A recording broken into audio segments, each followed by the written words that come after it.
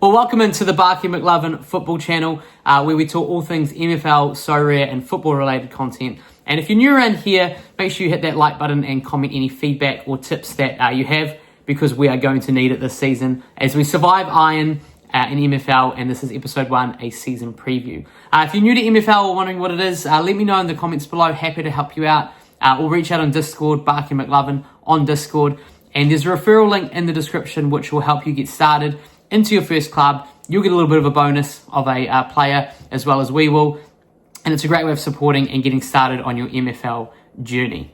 In this episode today, we're going to be looking at our surviving Iron journey for our Iron club that we purchased towards the end of season 4. And we've only started on MFL 3 weeks ago. So I think I might have bit off a bit more than I can chew, but we'll see how we go for that as well. So let's get into the video today and talk through strategy for Season 5. Okay, and here we have our team for Iron in Season 5. This was actually purchased back at the end of Season 4. And the thinking behind that was really to start playing MFL, get some MFL into the bank balance, start progressing that way, because I could see all these new users joining into Season 5, and I was a little bit concerned that I was going to get stuck with one club.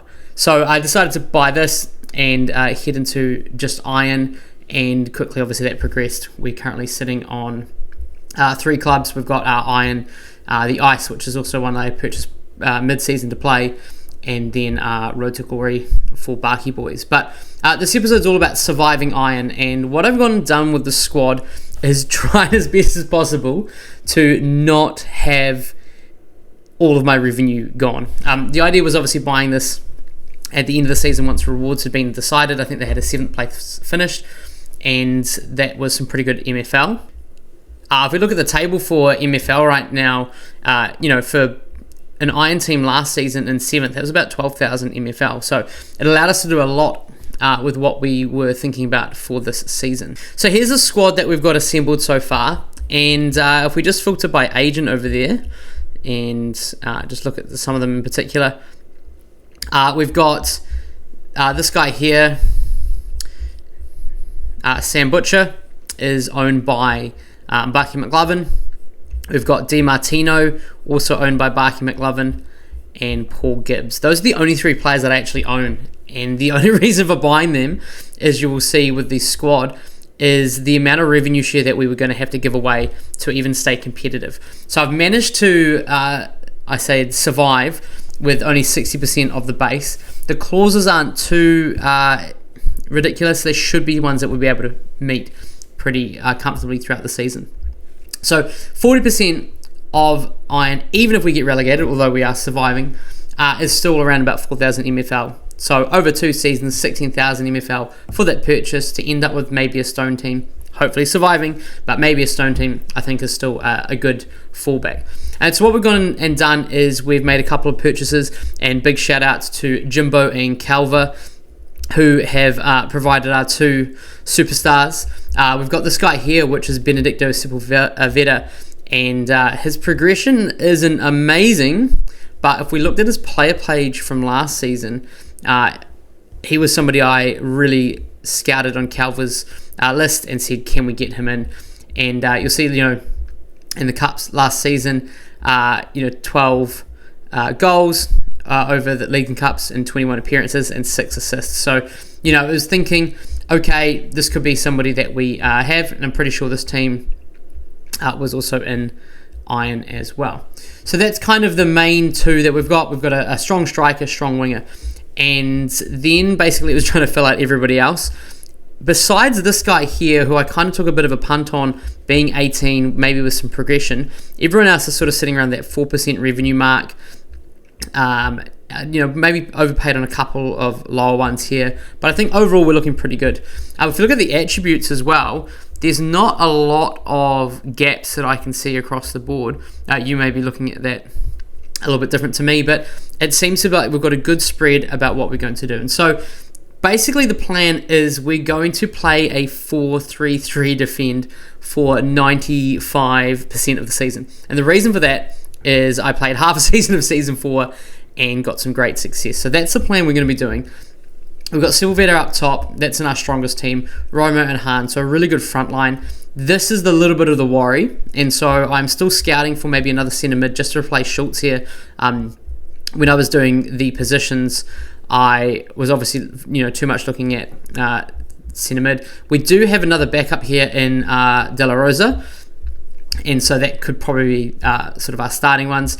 We've got a backup for Di Martino here, who's actually a little bit stronger in right back, but we're trying to get some good play time for our players as well, and that's sort of where we're getting to. Now, an overall of 789, looking at some of the teams in Iron, we are going to be probably one of the lowest overall ratings. So I do need to make sure my tactics are as good as it can possibly be. And so what I've gone and done is played with the style that has worked for me so far, and until it stops working, I will continue. So what we're aiming to do is play quite direct, a 4-3-3 style. The idea is you're trying to overload that center of the midfield, having 3 guys up top that you can sort of release a ball to, in my mind anyway.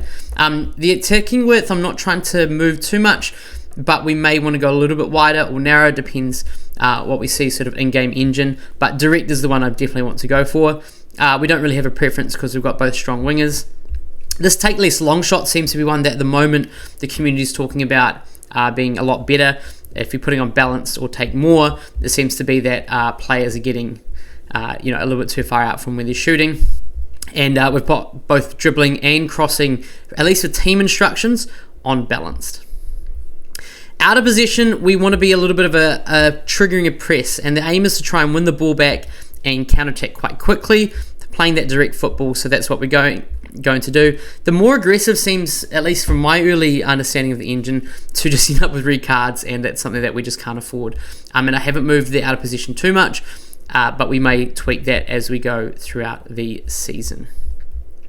Set pieces, pretty straightforward as well, so that is kind of like our overall. Now, individual instructions is where it's going to really start taking a little bit of thinking, because if we look into Han here, we've got some really high dribbling and pace, and I think pretty similar for Romo, and so in fact his dribbling is 88. So what I've actually got on these, which I have done, is actually dribble more often. So what I'm wanting to do is get the ball up to our front 3. If it's on a winger, I want to be dribbling in as close to the box as possible and shooting as well. Now, he's also got passing risk, risky 70. Maybe I might be taking that off to see how that goes. And for 56, we don't really want that on more than balanced, I think. Sepulveda obviously is our target man, and 6'3", 82 shooting, 80 physical. I might even be upping sort of that crossing to the box. We'll see how that goes. Middle 3, haven't seen too much else. That's going to be a little bit more thinking, and that is kind of where we're going. So at the stage of recording, we haven't actually got schedule or where we're being placed, but obviously I'm assuming we're staying in 10. And I've actually gone and played all 4 of these guys in a friendly.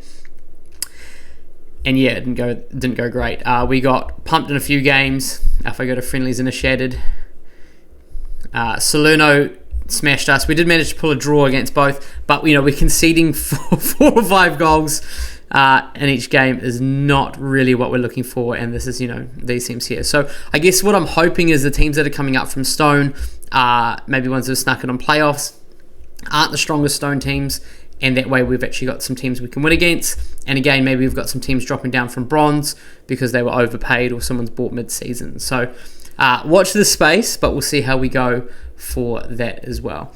Still doing a little bit of scouting as well. I want to fill one more midfield slot, but the market has just been so difficult at the moment, and unfortunately just trying to find anybody on a rev share of less than 3, you're very much scraping the bottom of the barrel.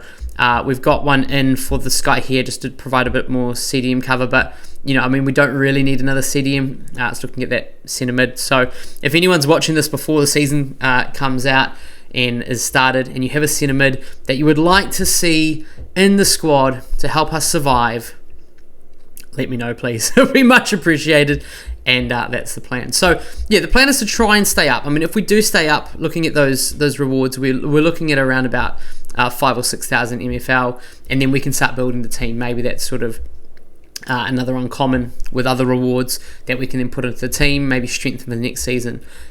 Worst case scenario, we're dropping down to the Stone, and we've got a pretty competitive Stone team. So looking forward to seeing what we do. Just with the branding as well, Argentina Rosario, Messi's hometown, his nickname is the Flea, so we've gone with that branding as well. Obviously the the pink and black and white for Inter Miami at the moment. So that is it for Surviving Iron episode 1. That's the season preview. Let me know in the comments below what you think about the plan. Any tips or strategies you can have for me, let me know, because we started this 2 weeks ago, people. And hopefully we're going to survive Iron season 5.